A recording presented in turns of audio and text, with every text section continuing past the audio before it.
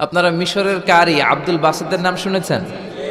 ওনাকে নিয়ে মিশরের প্রেসিডেন্ট জামাল আব্দুল নাসের একবার সোভিয়েত ইউনিয়নে গিয়েছিল, যেটাকে আমরা বর্তমানে বলি রাশিয়া। কি বলি?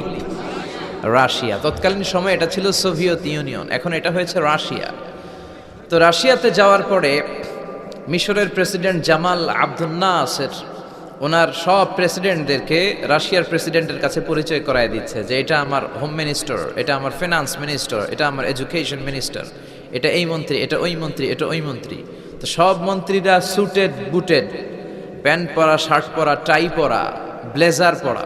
কিন্তু কারি আব্দুল বাসেদ ব্লেজার পরতেন না, উনি জুব্বা পরতেন। তো রাশিয়ার প্রেসিডেন্ট বলে, আপনার এইটা আবার কোন মন্ত্রী?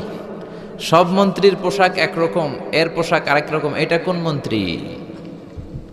জামাল আব্দুল নাসির বলে, এটা আমাদের কোনো মন্ত্রী নয়, এটা আমাদের দেশের কারি, এটা আমাদের দেশের কারি। রাশিয়ার প্রেসিডেন্ট বলে, কারি আবার কি? কারণ এরা কারি জিনিসটা কি এটা জানে না, এটা তারা বুঝে না। তো জামাল আব্দুল নাসির বলল যে আমাদের যে পবিত্র ধর্মগ্রন্থ আছে আল কোরআন আল করিম, এই আল কোরআন আল কারিম উনি চমৎকার করে আবৃত্তি করতে পারে, আর আমরা সেটা শুনি, আমাদের হৃদয় ঠান্ডা হয়ে যায়। তো রাশিয়ার প্রেসিডেন্ট বলে, আজকে রাতে তো আমাদের একটা পার্টি আছে, নাইট পার্টি। কি পার্টি? এখানে নৈশ ভোজ হবে, খাওয়া দাওয়া হবে, আর হবে বেলি ড্যান্স। কি হবে? রুব্বানে নাচে কোমর দুলাইয়া, এই সব মুখস্থ। তো এই বেলি ড্যান্স হবে, এই বেলি ড্যান্স আমরা দেখবার, উইস্কি খাবো, অ্যালকোহল খাবো, মদ খাবো। তো কারি আব্দুল বাসিদ ইবনে আব্দুস সামাদকে রাজি করানো হলো। কারি আব্দুল বাসিদ ইবনে আব্দুস সামাদ রাজি হলো। উনি গেলেন, যে হল রুমের ভেতরে বেলি ড্যান্স হয় ওখানে ওনার বসানো হলো। সিঙ্গাররা যেখানে গান গায় ওইখানে উনি মাইক্রোফোনের সামনে বসলেন, আর আল্লাহরে বললেন, আল্লাহ, আমার গলায় যত সুর আছে, যত মেলোডি আছে, ভয়েস আছে, সব সুরকে আমি উজাড় করে দিয়ে আজকে তেলাওয়াত করব। তুমি আমার এই তেলাওয়াতের রিদম, এটার আকর্ষণ, এটার অ্যাট্রাকশন এই কমিউনিস্ট লিডারদের অন্তরের ভেতরে ঢুকিয়ে দিও। তখন রাশিয়া ছিল কমিউনিস্ট, সব কমিউনিস্ট লিডাররা বসা, সামনে উইস্কি, রেড ওয়াইন, অ্যালকোহল, মদের গ্লাস নিয়ে বসা। তা আব্দুল বাসিদ আব্দুস সামাদ চোখ বন্ধ করলেন। ওই দিনকার তেলাওয়াতটা উনি চোখ বন্ধ করে করেছিলেন। সুবহানাল্লাহ পড়েন। উনি চোখ বন্ধ করে ওনার গলায় যত সুর আল্লাহ দিয়েছে, যত সুরের ঝংকার তিনি পেয়েছেন, সব উজাড় করে উনি তেলাওয়াত শুরু করলেন, আউযু বিল্লাহি মিনাশ শাইতানির রাজিম। যতক্ষণ তেলাওয়াত চলেছে কেউ মদ খায় নাই, তাকিয়ে রইলেন, মন্ত্রমুগ্ধ হয়ে শুনলেন, আর সকলের চোখ দিয়ে দার দার করে পানি ঝরতে শুরু করলো। তেলাওয়াত শেষ, আব্দুল বাসিদ চোখ খুললেন, চোখ খুলে দেখেন কেউ মদ খায় নাই, আর সবাই কান্না জর্জরিত অবস্থায় বসে আছে। মিশরের প্রেসিডেন্ট জামাল আব্দুল নাসের কমিউনিস্ট লিডারদেরকে জিজ্ঞেস করলেন, এই যে আমাদের আবৃত্তিকার ও কোরআন থেকে আবৃত্তি করেছে, আপনারা কি এর অর্থ বুঝেছেন? তারা বলে, না বুঝি নাই। কোনো মানে বুঝেছেন? না বুঝি নাই। তো কেঁদেছেন কেন? কমিউনিস্ট লিডাররা বলে, এত চমৎকার সুরেলা সুর, এরকম গলা, এরকম ভয়েস আমরা আমাদের জীবনে শুনি নাই। এটা শুনে আমাদের হৃদয়টা ঠান্ডা হয়ে গিয়েছে, আমাদের অন্তরে অনেক জ্বালা, অনেক যন্ত্রণা, অনেক দুঃখ কষ্ট, এগুলোকে ভুলে থাকার জন্য আমরা রাতে বেলি ড্যান্স দেখি আর মদ খাই।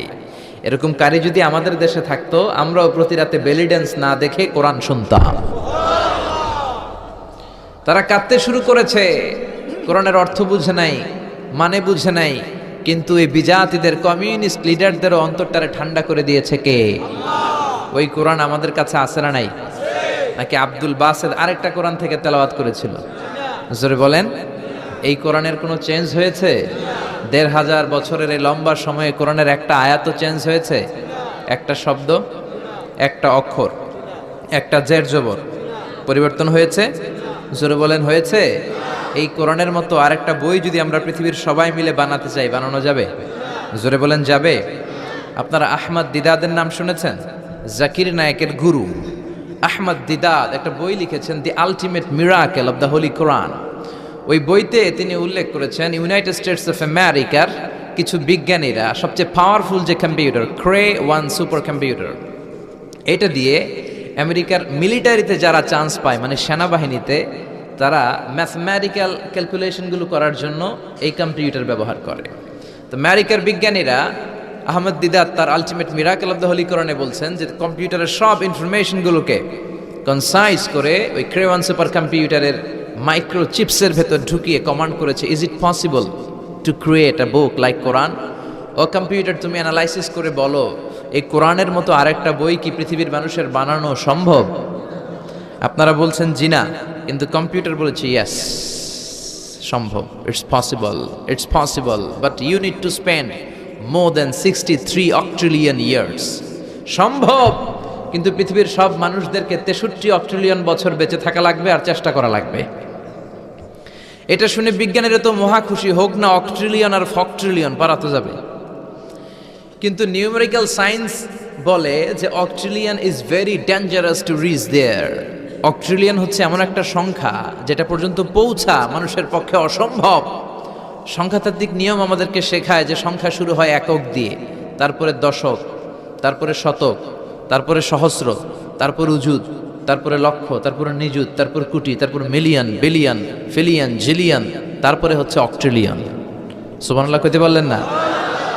এই 63 অক্ট্রিলিয়ন বছর আমাদের বাইসে থাকা লাগবে। আরে 63 বছরই তো আমরা হায়াত পাই না, ঠিক কি না?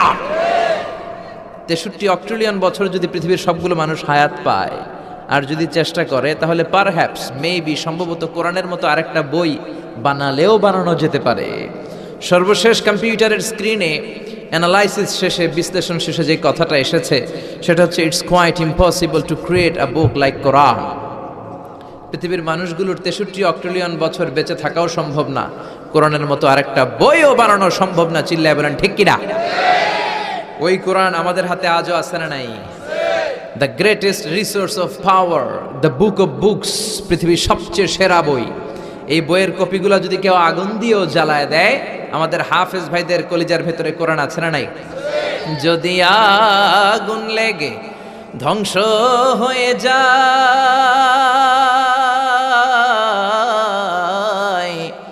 ধ্বংস হয়ে যায়, যদি আগুন লেগে যায়, পুড়ে যায় পৃথিবীর সব বইয়ের দোকান, বিশ্ব থেকে হারাবে না পবিত্র কোরআন, বিশ্ব থেকে হারাবে না পবিত্র কোরআন। পড়েন আল্লাহু আকবার। এজন্য পৃথিবীর যত কোরআন আছে আগুন দিয়ে জ্বালায় দিলে পৃথিবী থেকে কোরআন দূর করা সম্ভব নয়, কারণ হাফেজ ভাইদের কলিজায় কোরআনকে সংরক্ষণ করেছে কে? এই পৃথিবীতে যত রাসূল এসেছে, সব নবী রাসূলের একটাই দাওয়াত ছিল, তোমরা ইবাদত করবে একজনের, তিনি কে? ইয়া কওমি ইবুদুল্লাহা মা লাকুম মিন ইলাহিন গায়রু। ও আমার কওমের লোকেরা, ও আমার স্বজাতির লোকেরা, এক আল্লাহ ছাড়া অন্য কারো ইবাদত করো না। জিকির করতে হবে একজনের, চাইতে হবে একজনের কাছে, সেজদা দিতে হবে একজনকে, তিনি কে? আল্লাহ ছাড়া কাউরে সেজদা দেয়া যাবে?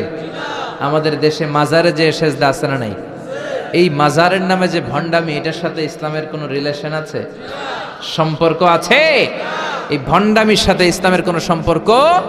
দো দিল বান্দা কালমা চোরে, না পায় শ্মশান না পায় ঘোরে, দিন থাকিতে আয়রে পথে ছাইড়া দে ভণ্ডামি, ভণ্ডামি, ভণ্ডামি, ভণ্ডামি, ছাইড়া দে ভণ্ডামি, ঠিক কিনা? নামাজ রোজা করে না, ইবলিস শয়তানের নানা, এরকম আছে না নাই? নামাজ রোজা করে না, ইবলিস শয়তানের নানা, ধর্মের একখান খুঁটি ধইরা কয়দিন করবা হয়রানি, ভণ্ডামি, ভণ্ডামি, ভণ্ডামি, ছাইড়া দে ভণ্ডামি, ঠিক কিনা? এই জন্য ভণ্ডামির সাথে যারা জড়িত আছো, ভণ্ডামি ছেড়ে দাও, আল্লাহওয়ালা হয়ে যাও। তোমার জীবনে বরকত দিবে কে? তোমার জন্য জান্নাতের দরজা খুলে দিবে কে? এজন্য রব্বুল আলামিন বলেন, ওয়াকাদা রাব্বুকা আল্লা তা'বুদু ইল্লা ইয়্যা ওয়া বিল ওয়ালিদাইনি ইহসানা। আমি আল্লাহর প্রথম ফয়সালা, ইবাদত হবে শুধুমাত্র কেবলমাত্র একজনের, তিনি কে? আমরা প্রত্যেক নামাজে সূরাতুল ফাতিহায় আল্লাহরে বলি, আল্লাহ ইহদিনাস সিরাতাল মুস্তাকিম, ও আল্লাহ আমাদেরকে সহজ সরল পথ দেখাও, সিরাতুল মুস্তাকিম দাও। আল্লাহ বলেন, আনি ইবুদুনি হাযা সিরাতুম মুস্তাকিম, আমি আল্লাহর ইবাদত করো, এটাই সিরাতুল মুস্তাকিম। আল্লাহু আকবার। আপনি যদি আল্লাহর ইবাদত করেন, তাহলে আপনি বুঝবেন যে আপনি সিরাতুল মুস্তাকিমের উপর আছেন। আর যদি বুঝেন আল্লাহর ইবাদত ছেড়ে আপনি অন্যদিকে দৌড়াচ্ছেন, তার মানে হলো আপনি সিরাতুল মুস্তাকিমের উপর থাকার সৌভাগ্য অর্জন করতে পারেন নাই। চিল্লা এখন ঠিক কি না? Rose TV 24. Enjoy by listening to the Holy Quran.